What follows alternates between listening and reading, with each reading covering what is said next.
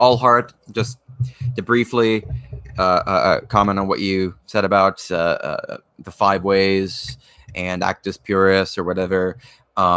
Reason I don't think that the arguments for the existence of God, and whether you call that natural theology or not, you mean what you call it is immaterial to me. I think that among the medieval theologians, the big problem is that they said you could prove the existence of God, but not that he was Trinity. But that seems to imply that his Trinitarian being is somehow less fundamental to what it means for God to be God than is his monotheistic existence. I think that's hugely problematic.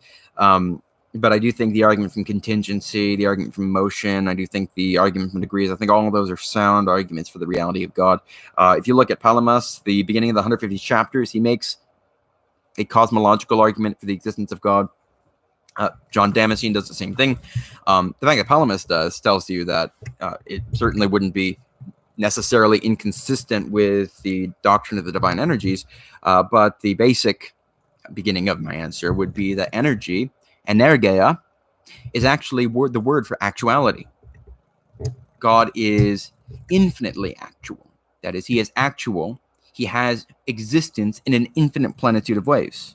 And thus he is the paradigm for anything else that might exist. He is the paradigm not only for those things which are created, but those things which might be created.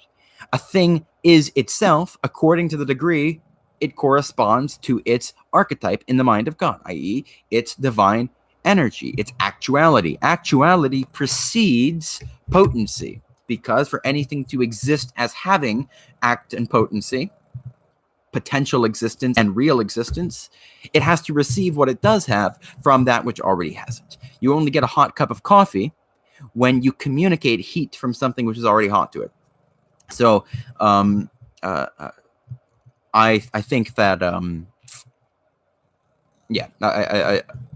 that's the beginning of how I would look at the argument for the reality of God in light of the doctrine of the energies.